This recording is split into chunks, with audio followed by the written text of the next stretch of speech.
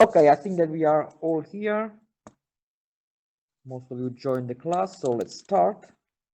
Our today's talk is finding out a way to find the elastic properties of 1D structure, slender structures like the high aspect ratio wings or helicopter blades or whatever other 1D structure. In order to do that, let's focus on the reference frame. We are having, for example, a transverse vertical loading, big P, that is applied on the, let's say, wing tip or structural tip.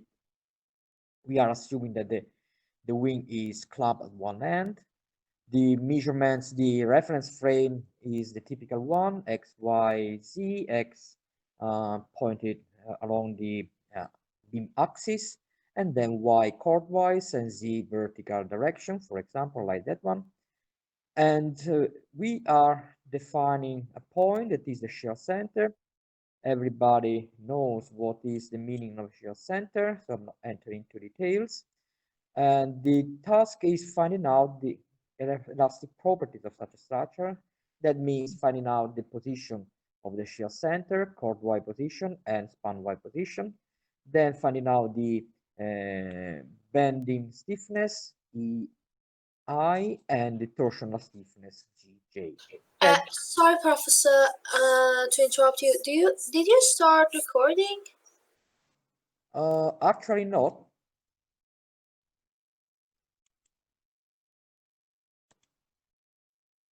I hope that now the recording is starting.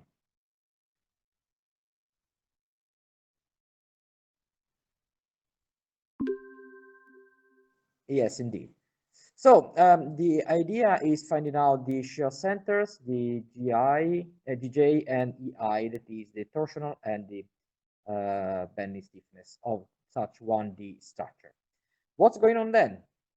We find out last class that it's possible to write the deflection of whatever point in the chord section, in the section and in the chord position, that is XY, and because of the load that is applied to a position A, I call last time the load condition A, okay? By just knowing the deflection of the shear center and the rotation about the shear center point, shear center axis, okay? Once we know the geometrical position. Now, if we consider 2 points in the section, and just by playing with those equations, we derive that the section rotation, because of the loading A, could be obtained merely just by taking the difference of the two displacements that are considered into different position at the section of your 1D point. We remark also that these two positions identified by the coordinates y2 and y1 should be should be characterized by the larger value possible, and therefore generally we are using those points at the leading and trailing edge, so that we are having the chord dimension as the denominator of that relation. Then, if you remember, we talked about that the section rotation also linearly depends on the relative position between the action line of the external force P and the position of the shear center. And because of that, we find out a possible relation, linear relation between such a section rotation theta and whatever position YA of your loading condition. Okay, now if we consider a second loading condition, that is another load that is loading that is applied to a different Y position, let me call that YB. So if there is a second loading at a point YB, just as before, what we got is that your section rotation, theta D, this B condition, for a given distance from the clamping device, okay, clamp N, could be written as W xy2 negative wb xy1 divided same y2 negative 1 point. We are keeping the same points as before, okay? And please consider that this loading that is applied at certain point is also at the structure tip. Okay, just to be sure. And because of that, we can also rewrite that the rotation, the section rotation, could be written as the same linear relation with respect to the previous one, okay, in which the two coefficients, the slope m and the known term q, are of course the same. What is different is the value of the y and the corresponding section rotation theta. Now, by using this equation, okay, and the previous one, so let me call that as 1 and 2.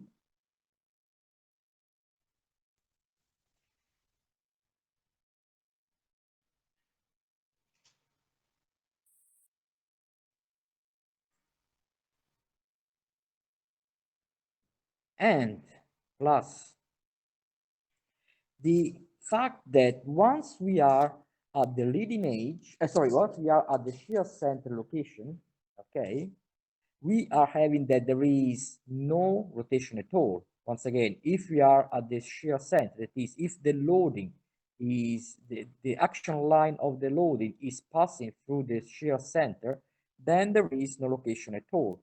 So if YA, that is the position of the loading in loading condition A, is equal to the position of the loading in loading condition B, and that is equal to the position of the shear center with respect to the given reference frame, it follows that both the rotations, the corresponding rotations, are all zero.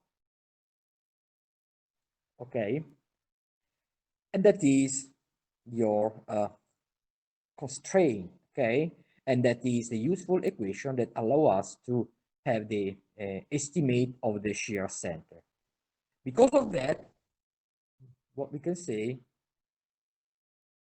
is that your shear center position is thus given by the ratio of Q, negative Q, over M.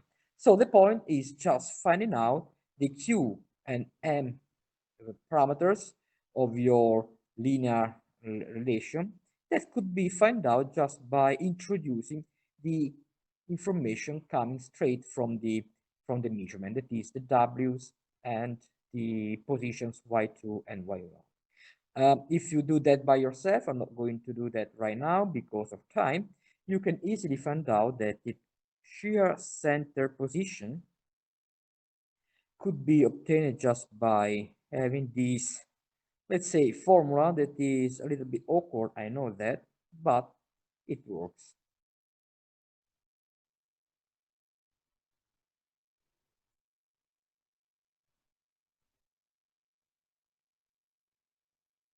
Now just a time to write that.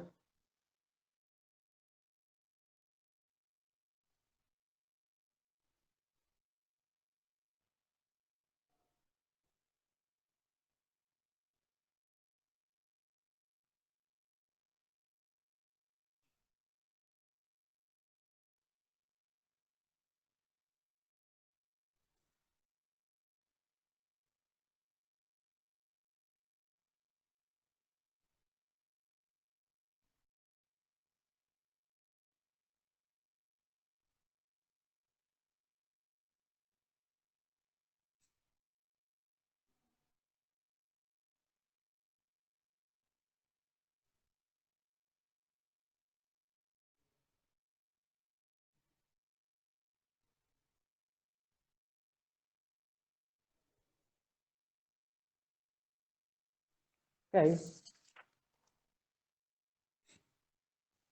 Or if you introduce the information concerning the section rotation, that is the first outcome that we have from the measurements, what we can say is that YSC, that is the section position of your shear center, is once again given by this ratio. Sorry.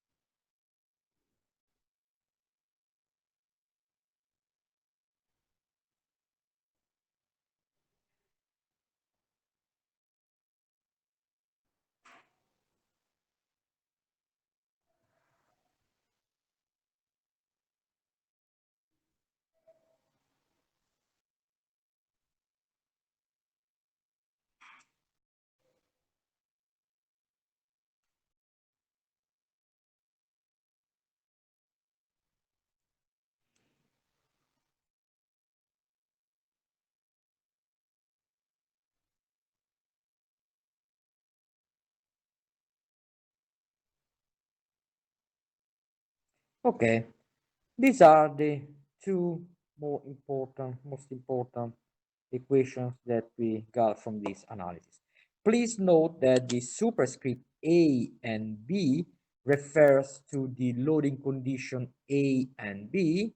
That is, we are assuming that your 1D structure is clamped at one end and we are loading that structure with a tip load, okay, vertical tip load according to our reference frame, whose position with respect, whose action line has a position with respect to the given reference frame, YB or YA according to the different loading condition.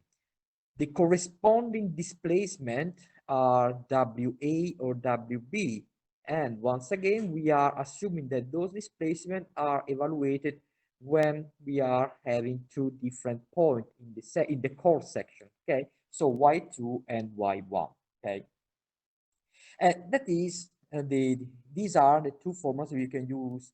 One or the other doesn't matter.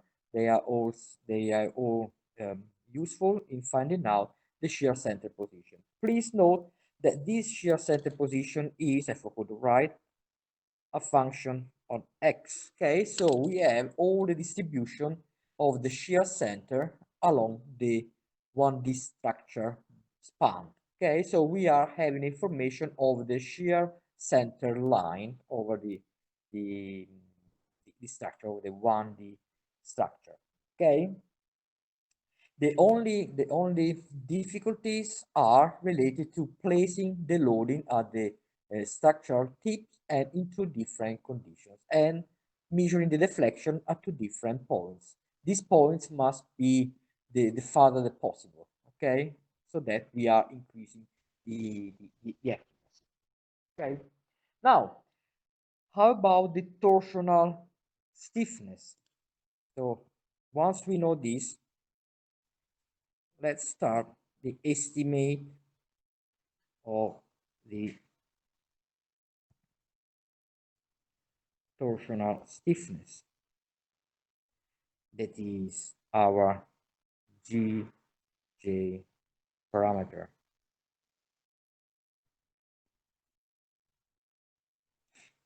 Okay.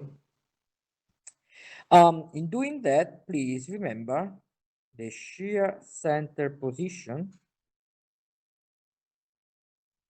that is YSC of X, is known from previous step.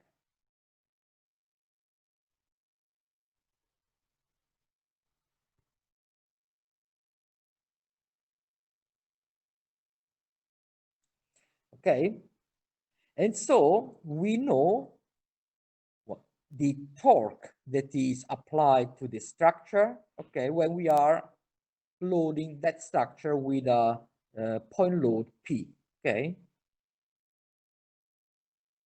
Thus,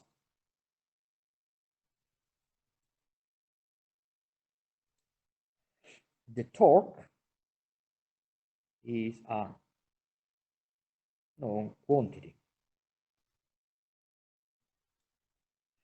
Okay, that is just the distance, the product of the distance of the action line of your vertical load P times the distance from the shear center, and now is a known quantity.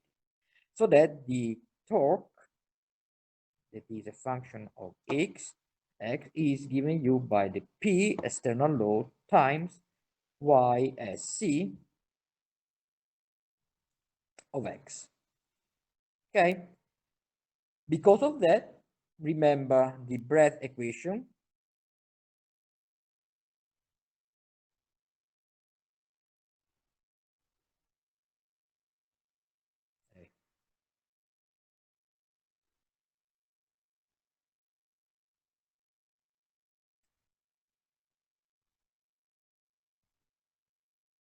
We have that the torque is equal to GJX times the theta of x. That is, the torque and the twist rate are related by the torsional stiffness. Okay, and thus we can use that equation to estimate your torsional stiffness. So what we can have is that Gj as a function of the position, the span y position with respect to the clamp N, is given you by this torque that is dependent of a section position X and the loading condition A. Okay, just to specialize that equation with respect to the quantities that we know. Okay, times the derivative of your section rotation that we identified just the previous step. Okay. How can we obtain this equation, this derivation? This is obtained from numerical derivation. Okay. So we are assuming that for x equal to 0, that is at the clamp end, we are having that the rotation, because of the loading condition A, but is this is not sensitive to that, is always 0. We are assuming the boundary condition. So we have the starting point. So what we can say is that the derivation of your section rotation at the span-wise location xi is given, for example, by taking the first derivative, numerical derivative, xi negative theta x I negative 1 divided the two positions xi negative xi negative 1. And of course, when we are for each I go for 1 to n, being n the number of section in the 1D structure span. Okay, so by referring to our drawing, for example, start again, we are having your 1D structure like that.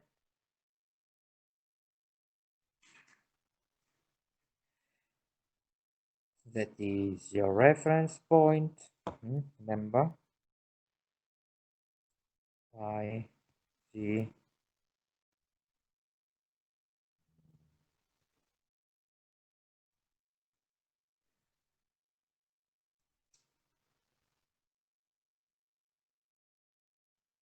that is X.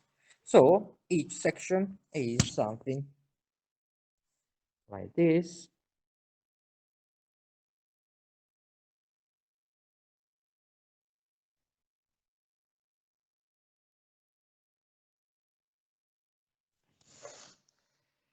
Okay, so that is, for example, section I equal to 0, the clamp end. Then we are having this I equal to 1, I equal to 2, up to the last one, I equal to n. And once again, the number of sections that we would like to consider to have the values of this derivative of the section notation. Section 2. Okay. To be complete, then we are having your P over there. That is the distance, y a. Okay. And therefore, what you have to do is just taking this measurement, and the starting point is just the clamp end, okay, for which you are assuming that no section rotation is active. Now, how about the bending stiffness? Okay.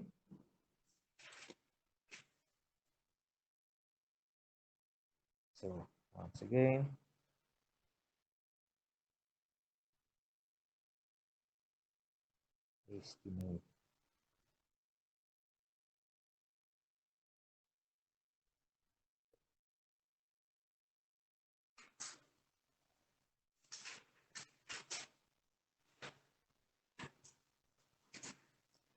estimate of the bending stiffness.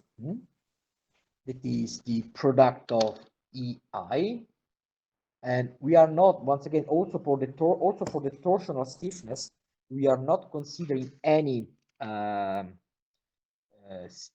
singular factor. That is, I'm not considering G and J separately. Okay, I'm just considering the product or the equivalent, the resulting experimental estimated torsional stiffness GJ, and also the same for the bending stiffness EI are considered all together. Okay, in order to do that, we have two approaches, okay, to follow.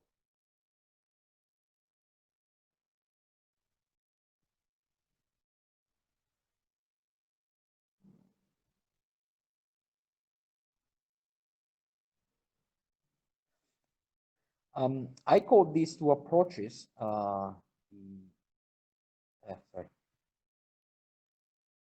the EI version 1 and EI version 2, because they are using two different experimental quantities. Okay, so the version 1 approach for the estimate of the bending stiffness, it takes into account the numerical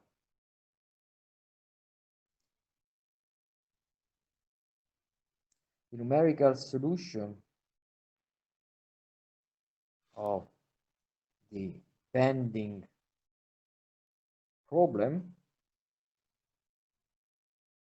the Euler-Bernoulli bending problem, actually, okay, with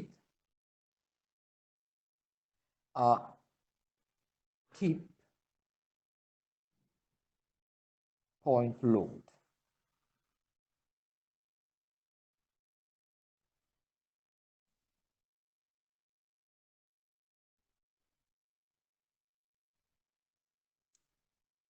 Okay, the other approach, what I call EIV2, the second version, is the same numerical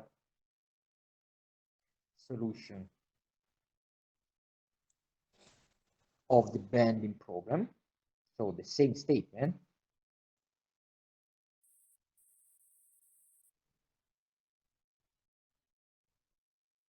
okay, but this time we are considering with a tip point bending. as loading. Okay, so the differences are tip point load, tip point value, load force. Let me be more precise just to be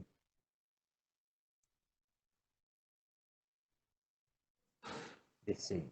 Okay, so in the version 1 we are having just a force applied at the structure tip, and that is a point load. The second version we are just having a tip loading once again at the 1D structure, but this time we are having a lump moment. Okay, let's see what happens. So let me consider the first approach, so what we call EI estimate version 1. Okay, we are assuming that the elastic properties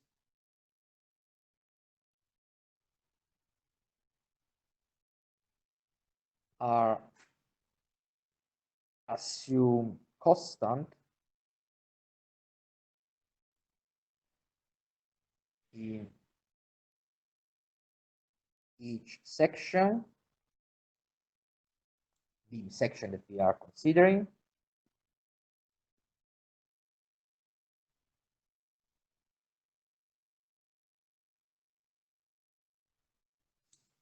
Okay, so the sections are the same as before. If we want, we can rewrite that for convenience. Okay, and the structure like this.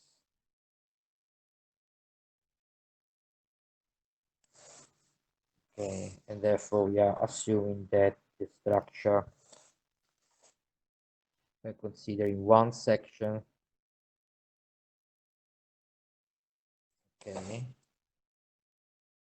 that section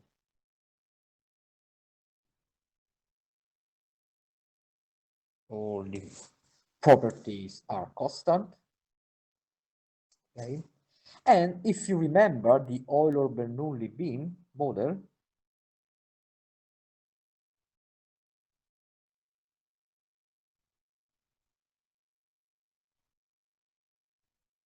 we have to write the bending equation, that is a fourth order differential equation that could be written as EI WX equal to tip load 24 divided by 24 x to the fourth power plus a coefficient x cubic plus bx squared plus cx plus t.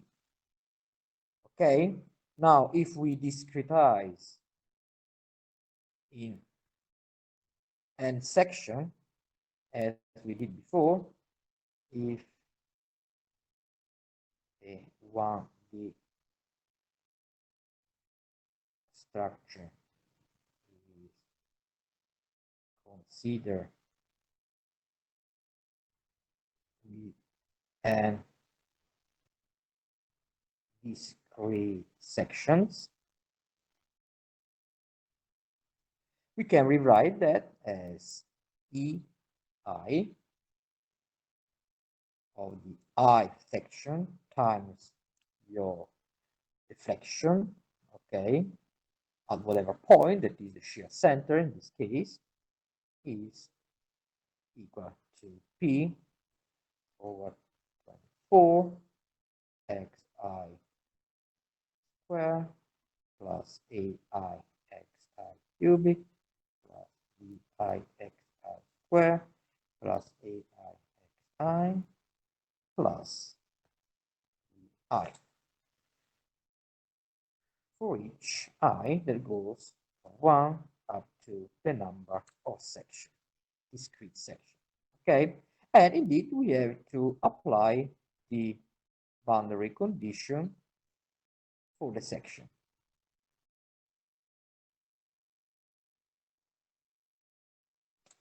Okay, and the starting point, of course, of this integration scheme, starting point is I equal to 0. that is, just one sec, that is at the clamp end, which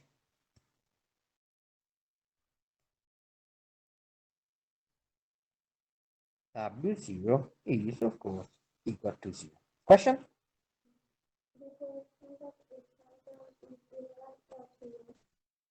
I can consider. Yeah?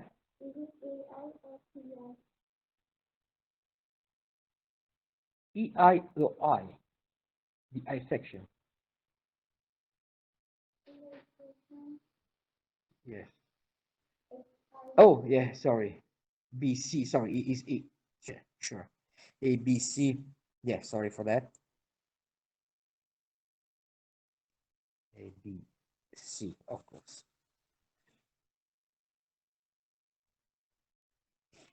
Okay. So we start from the clamp end, we introduce the boundary condition for displacement, and then we go displacement and rotation, and then we go up.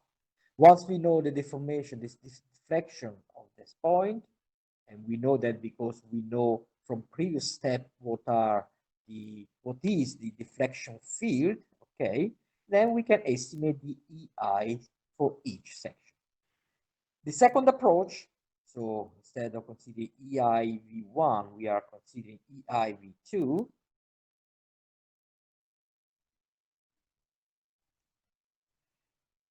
As I told you before, start from the loading that is different. We are starting with the lump bending moment that is applied at the beam tip of this 1D structure.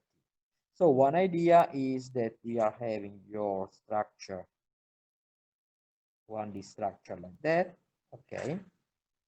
And then your bending moment is something that could be applied at this tip, okay, like that. And because of that,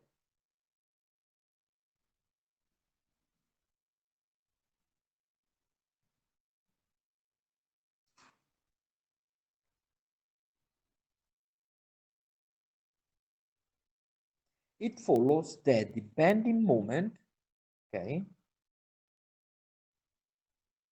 and y, for example, because we are having what the y-axis as the bending axis for this example, is equal to negative EI over z, the distance from the neutral axis, times the strain. Okay, thus what we got is that EI as a function of the beam span x is equal to the bending moment times half the thickness divided by the strain. Okay, so we are assuming here that is the strain is measured at the 1D structure skin, okay, and of course the strain is measured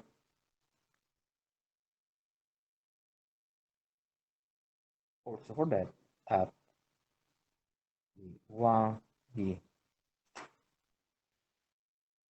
structure scheme, okay, and thickness is small enough, okay, that is, we are considering slender structures. Why that? If the thickness is small enough, we can, let's say, difference between the vertical position, okay, of the shear center and the neutral center, the neutral axis, okay, neutral point. They are all lying on the midsection or the mid axis of your section. That's the what is the main advantage of this second version of the estimate of the bending stiffness? The main advantage is that we don't have to have this integrated solution, the fourth order. That is generally introducing a lot of noise. That is not a good approach from the experimental point of view. From the numerical one, we don't have any issues at all. We are in the numerical world, okay? But if we want to integrate a fourth order function like the one that we need, a lot of noise could affect your estimate. So generally it is better to have this second approach applied instead of second one. The question is how we can apply this lump bending moment. The lump bending moment could be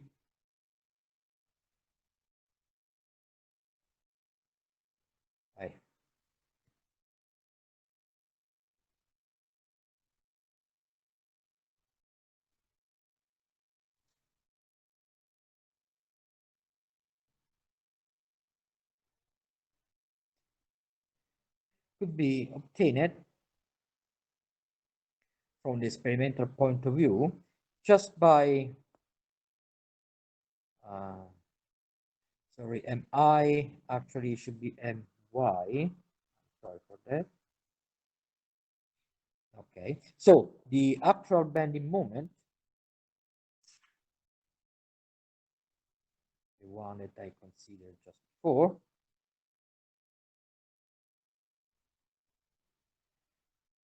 could be obtained by this. There are many options, but the one that I used to have is just by applying a vertical load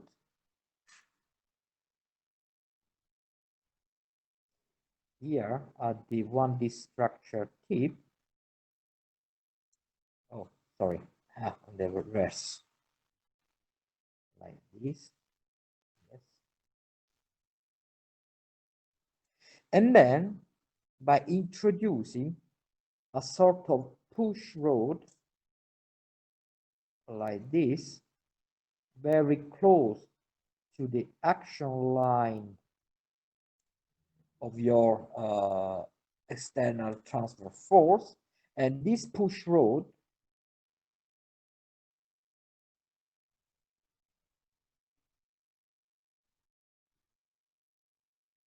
is just touching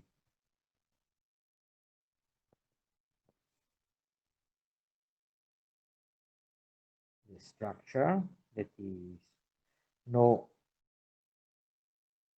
structural interference.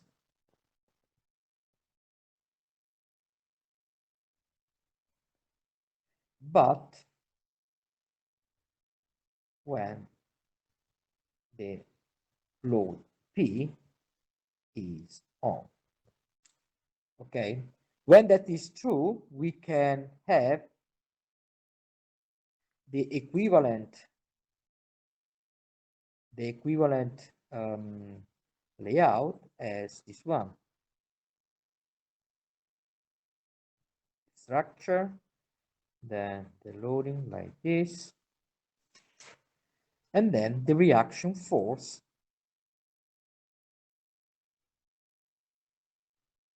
that is equal in amplitude and just opposite in direction. Okay, and so the applied load, if we know this distance, let me call that T. So the bending moment, the lumped value of the bending moment is P times T. Of course, if we are evaluating the effect of this apply bending moment close to the point of application, then we can't say that that is a lamp bending moment. Okay, so this experimental solution is true when we are far away from the point of application. So the bending, the lamp bending moment hypothesis is good if far away the location of the loading.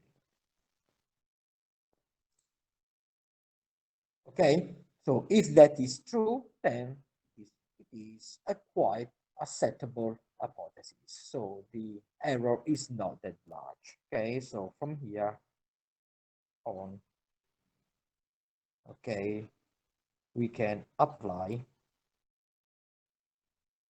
the EIV2 approach for the evaluation of the bending moment. Okay. So the far away is referred to the distance d that we are using to apply the push rod to obtain the reaction force. But please note that this push rod is just touching, it's not doing anything. So it's just touching here the structure. Okay, so when there is no point load applied, this push rod is doing nothing to the structure. It's just facing the structure, it's not doing anything. As soon as I apply the load, then the push rod is exciting the structure with the reaction force. And then we are having the bending, the lamp bending. That is a typical experimental solution that we can. Okay, so that's it for the static test. So just to recap what we did so far, we had an overview of static test, motivation, the main three static tests that are used to validate your numerical model. Please remember the limit, the ultimate, and the failure load test. Okay, these three tests are telling the numerical people different things. Okay, please review them. Then we just touch the problem of finding or estimating the stiffness of a structure from these static tests. We have the stiffness and the flexibility derivation from this test. And finally, we have the estimate of the elastic properties. Remember, shear center, GJ, torsional stiffness, and bending stiffness, EI, for a slender structure that is 1D structure, typically high aspect ratio wing, typically the helicopter blades, so long beams like spars or stringers or whatever if needed. Okay, and in order to do that, we have we have different approaches that could be followed in your experimental activity. Okay, that is by now. For now, just please have 10 minutes break so that we end the class with other issues. Thank you by now. So let's have a coffee, 10 minutes.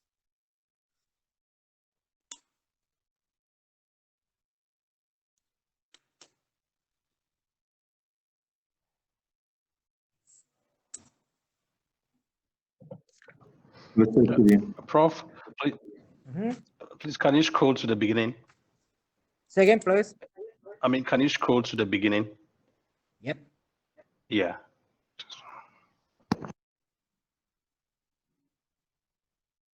That is the beginning. Okay, a little bit lower. Yes, if you can. Yeah, a bit lower.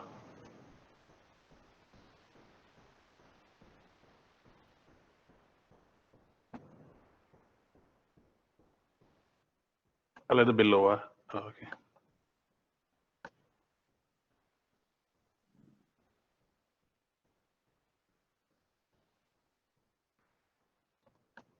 Okay.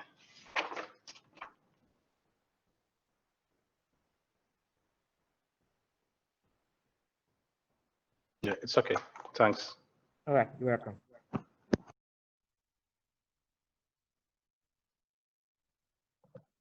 Professore, scusi. Prego.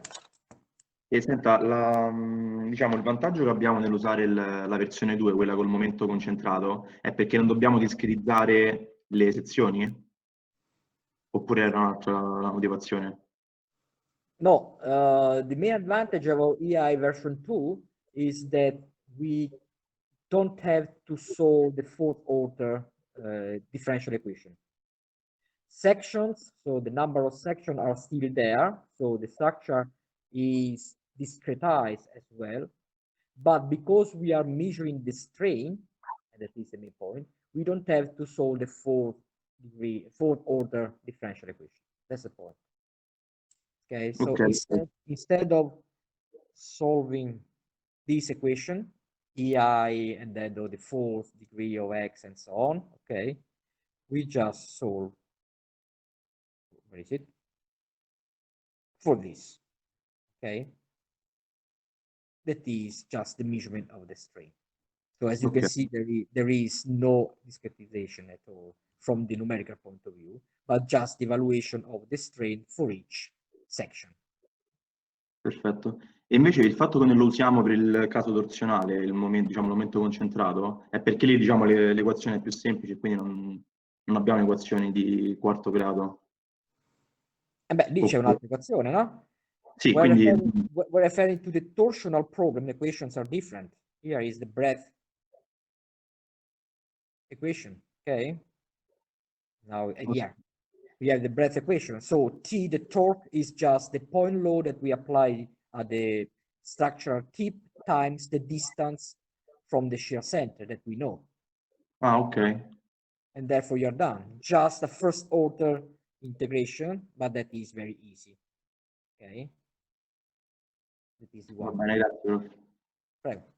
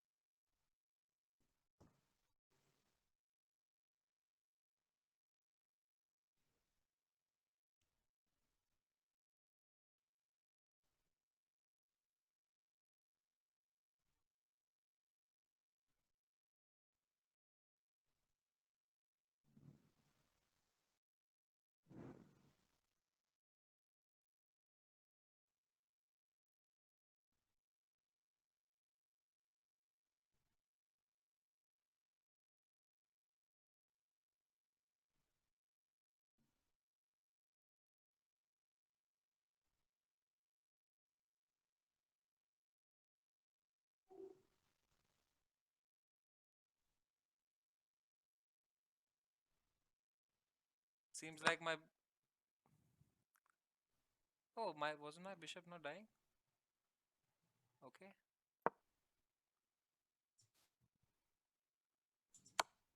Oh man. If I would have taken your bishop, oh, I should have taken your bishop. Why didn't I take your bishop? No, but I saw something. But yeah, it was good enough. I should have taken your bishop, but it's okay. It's okay. Oh man. This is best of 3, right? Yeah, that's what they say when you are on the right track. Let me see here.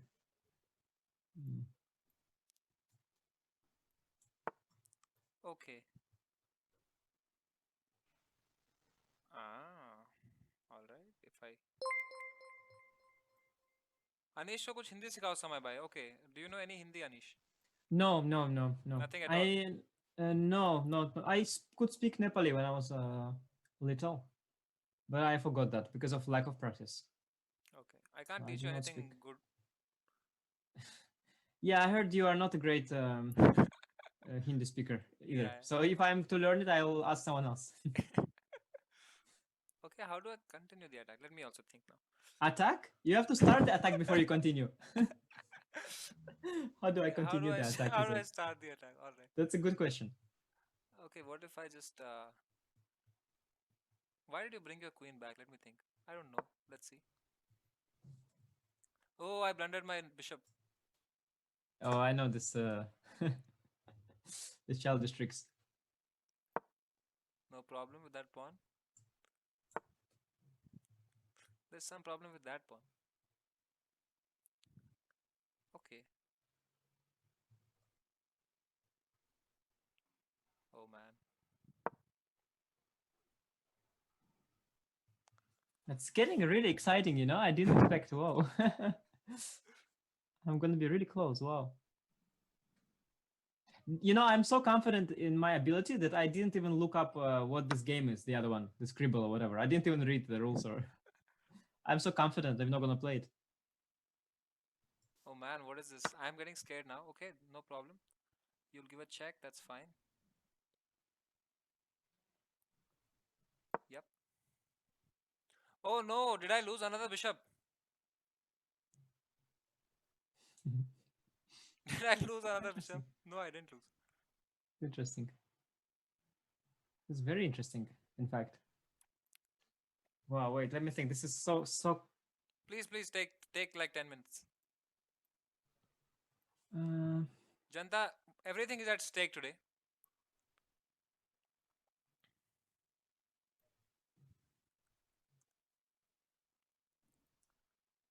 Okay.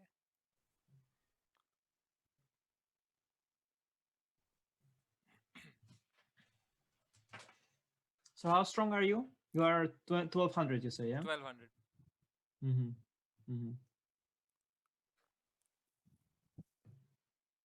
So difficult. I have to estimate.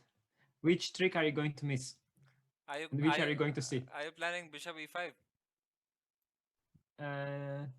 No, I have various plans, but I have to guess it right because there is some danger for you here. There is already some danger for you, but okay, I don't know. Okay, I'm going to. I don't know. I'm going to. Oh, I know what I'm going to do. I'm going to play this. What? Yeah, it's confusing. Very confusing. Great. I'm very happy. There's no threat here. How can there be threat? I started without 2 rooks. If I just take the pawn, I think that's a free pawn, right? I take and then you resign. I take and क्या करेगा भाई? Or let me first give a check. Let me think. Oh no! Don't do that. That's the only way. Don't think. Okay.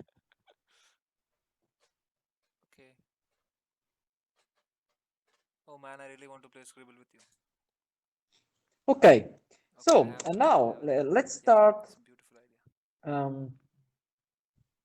a short description of the self-assessment test. Okay, so on Friday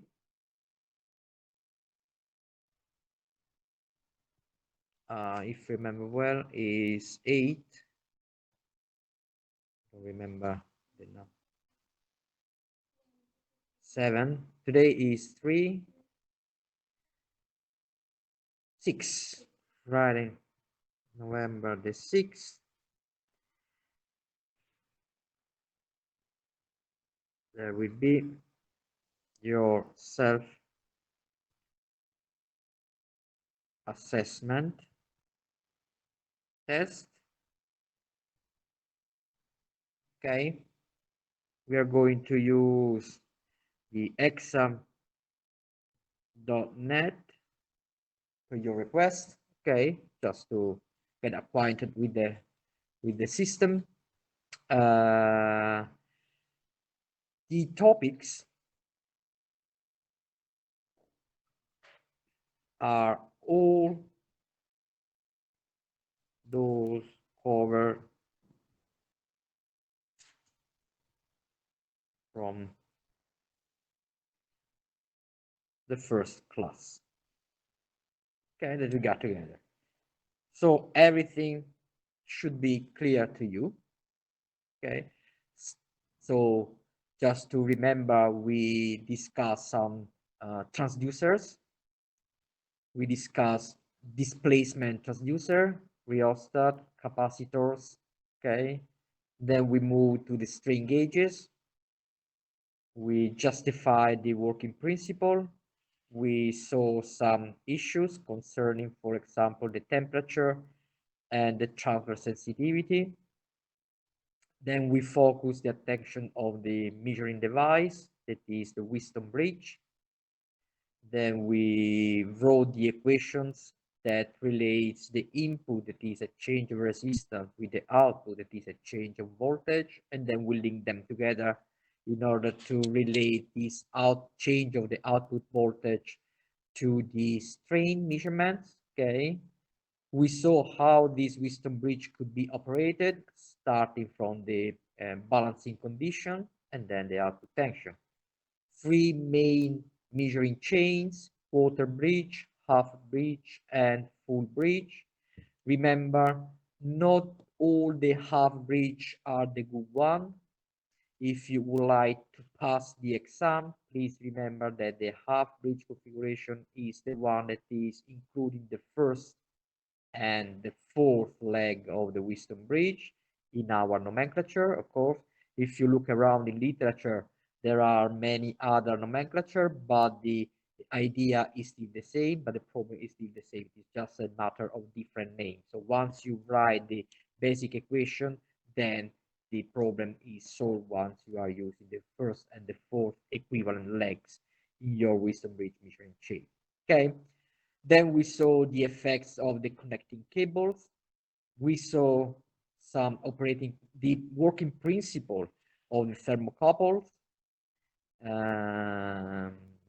So before that, we saw how we can use the strain gauge for measurement other than strain.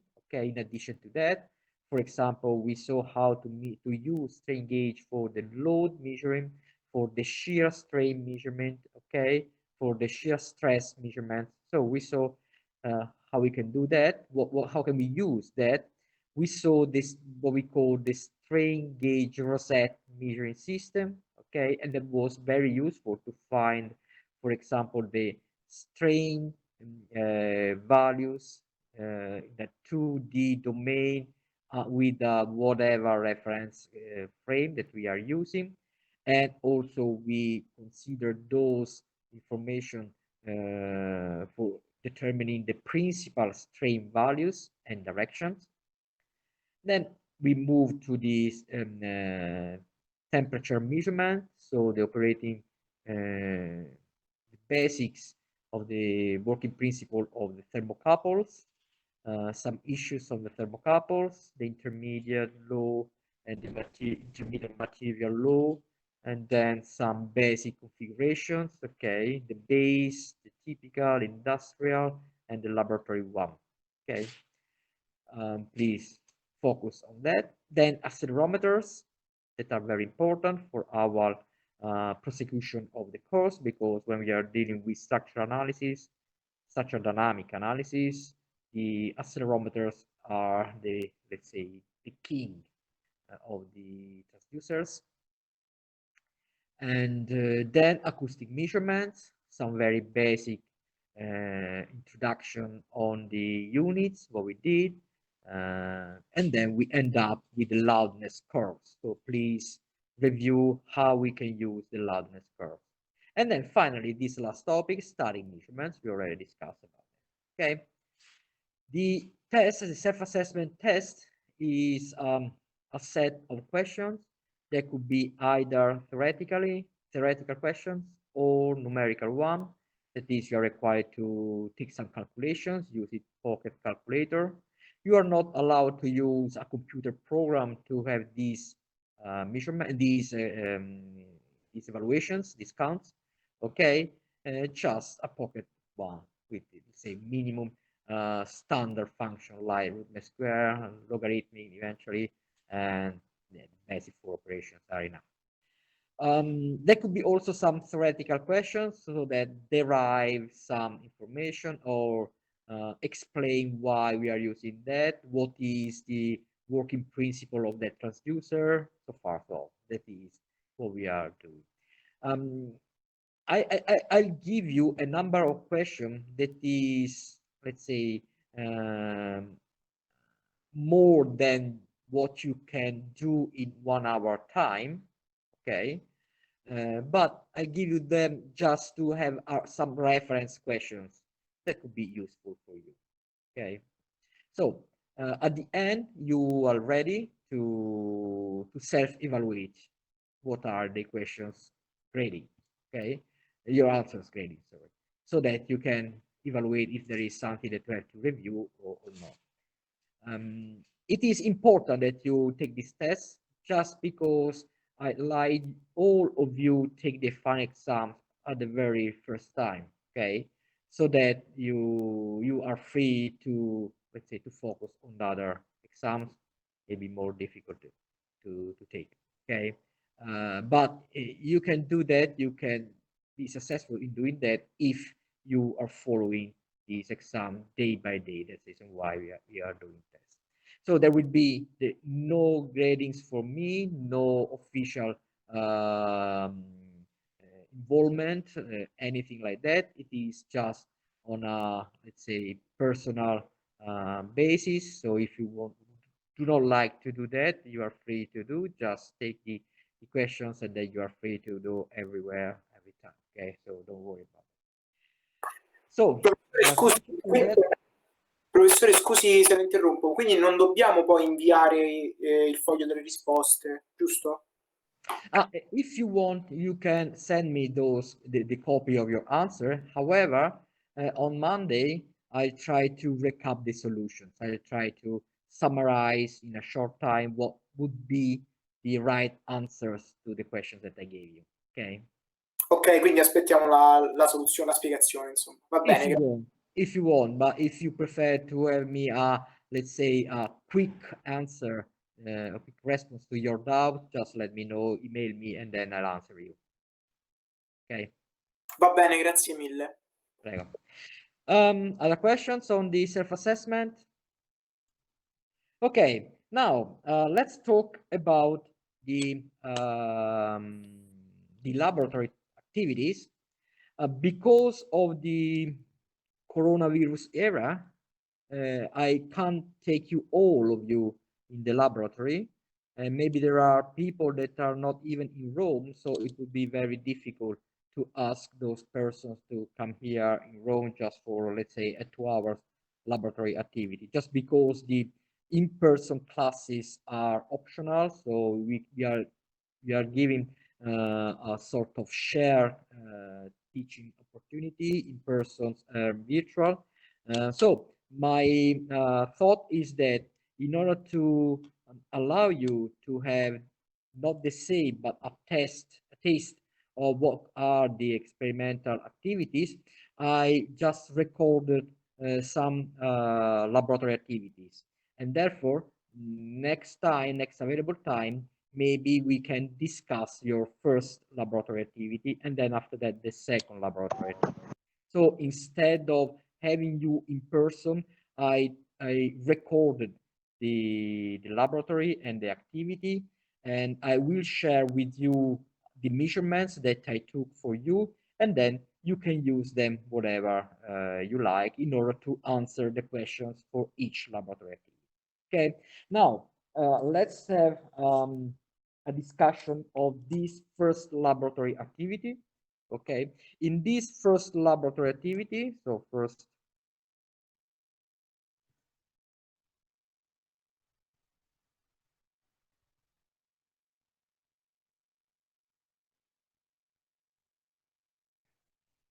we will deal with a very, let's say, friendly structure that is your famous cantilever beam. So the cantilever beam is something like that from the experimental point of view. This cantilever beam is loaded by a tip load, let's say tip load like that, P, okay, and this is provided by some calibrating weights, okay, available in the laboratory. This cantilever beam is also equipped with some strain gauges. Let's focus on just one. For example, place there.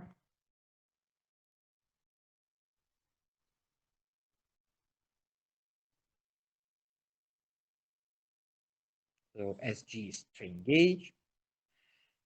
The load and the span of this beam is characterized by a length, let's say L, and the position of your strain gauge is, for example, X as G, being X your span like axis. Okay. The beam is characterized by a rectangular cross-section. For example, having a width A and a thickness T. And for example, your strain gauge is located somewhere, okay, here. And we are assuming that the strain gauge is perfectly bonded on the structure, okay? So strain gauge assumed to be perfectly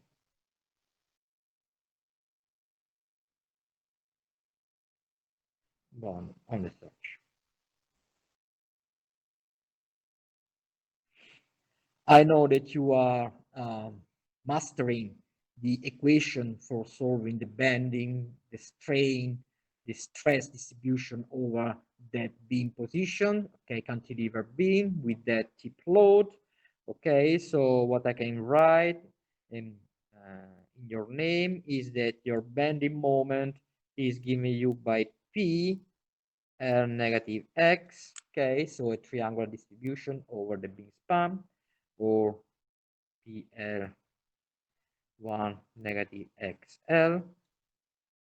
The corresponding stress, normal stress at the section is very well known, I hope so, okay, in which Z is the distance from the neutral axis. Because of the section, the neutral axis is at the midpoint of the section, like that. Okay, so that is your C. And your strain gauge measurements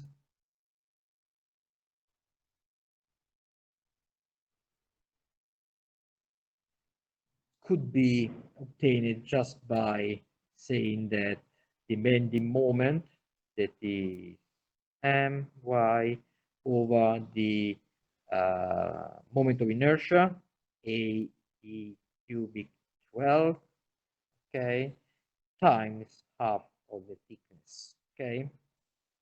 And because of the bending moment expression, then the normal stress that could be measured, that is estimated from the strain measurement, is given you by 6 PL over AT square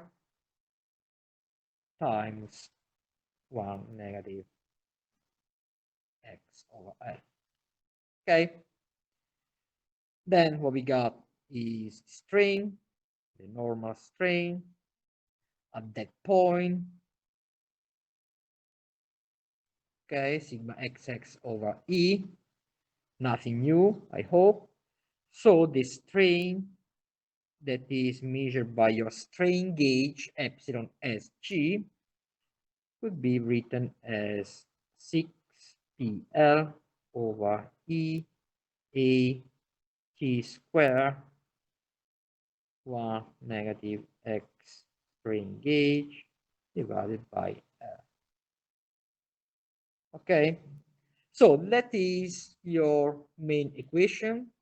The other are also very easy to derive, nothing new, everything is fully known by your previous knowledge. It is just a cantilever beam with a tip load. Okay, what we are going to do during the next laboratory activity number 1 is the measurement of strain at different beam span locations. Okay, and check if the elastic behavior of this beam is the one that we are expecting. For example, when we are writing this equation, we are assuming that the structure, the beam, is behaving as an Euler-Bernoulli beam. The elastic behavior is a linear elastic behavior. Okay, this structure is a cantilever one. The structure is slender one. Okay, so far and so on. I teach you during the laboratory activity how we can measure the strain for real, and I just can anticipate you that there are two main methods, the one that we call zero method and the one that we call deflection method. I'll give you some details during the laboratory activity, so I'm not going to spend time right now. Okay, then once you got these measurements, once you got the text of your laboratory activity number 1, you will receive data, you will receive the measurements. Okay, and within these measurements you have to find out, let's say, prove that your beam is linear elastic, linearly behaving, and find some specific value that I'm going to tell you during the laboratory activity. Okay, so it will be written on the text, so don't worry about that. You have to write a report. This report, once again, is not mandatory, is depending on you if you would like to write that or not. Okay, so it's up to you. I suggest you to write that just to prove yourself that you are understanding something, just to test yourself, just to test your capability of writing a report, so that you can make your shoulders stronger. Okay, when you are facing some, let's say, job interviews or something like that. So it will be your first time that you are going to write your test laboratory reports. Okay, what you have to write in your report. So what to write.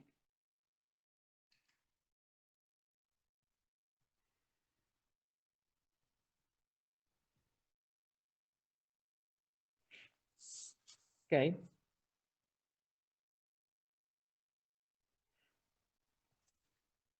First, the report should be the shorter the possible, because people, not just me, I'm here just to help you. So I'm not for, let's say, here having other reasons. But if you are going to undergo a job interview, if you're going to have an assessment of your activity, the shorter the report, the faster is the reading, and therefore your evaluator or your reviewer could understand in a short time what you did and therefore assess your good scores. Okay, otherwise you waste your time and therefore it's not that good. So the shorter the possible. Then first, clearly state the objective of your activity. In our analysis, I'll give you what is the objective of the activity in your text, but it is better that you reply in your report your objective. Okay, so in this first laboratory activity, the main objective is, and then write what is the main objective. Short, few words, few phrases, just a clear statement of what is going on. Then, second, once again, write the useful equations and or theoretical if needed background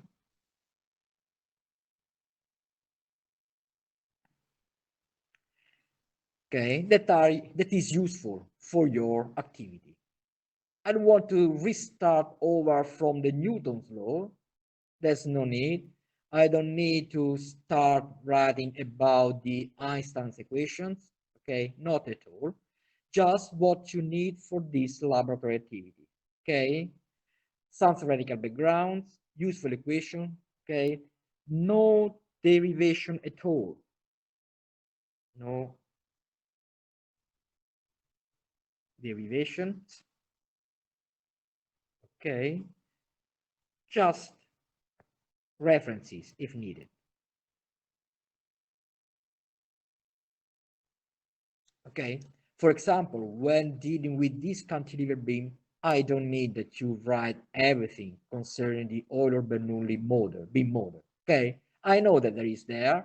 What I need is the equation that I just wrote you, just some backgrounds. When those equations are true, when I can apply those equations, okay? Are there any references? Are there any limitations? Okay, please write that. Please write the meaning of your symbols, okay? So that I can understand that you fully understood the problem, okay? Third, describe, and here in details, the experimental setup. Okay, and that is very important because if something should be motivated, if something is giving us some issues, because we detail the experimental setup, then we will be able to discuss later what's happening there. But if you are, let's say, rough in detailing the experimental setup, then we don't know anything else. So it is not good. So please detail your experimental setup in order to better understand what you are doing. Fourth, report the analysis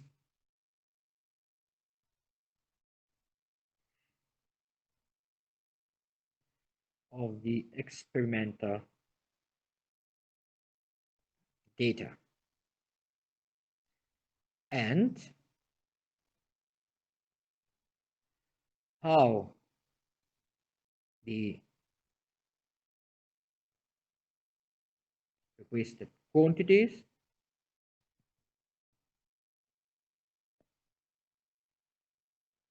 are derived. Okay. So, for example, if you need your strain, for example, to identify the principal values of such a strain, okay, in a given reference frame and in a point, then you have to detail how you derive those quantities, okay? And that is relevant for the tests, for the laboratory activity, okay? And that is very important.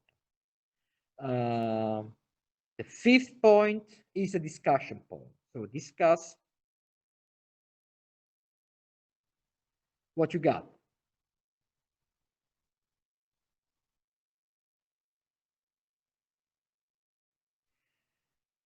What does it mean? Discuss the achieved result. For example, discuss about consistency. Okay.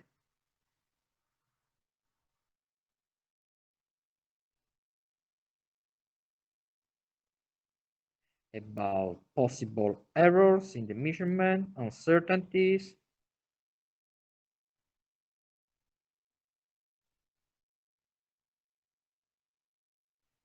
Are the objectives achieved?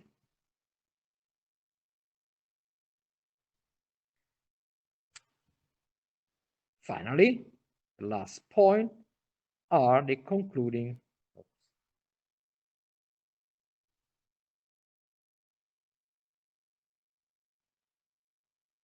remarks. Okay, what does it mean? That means that give a general, a posteriori discussion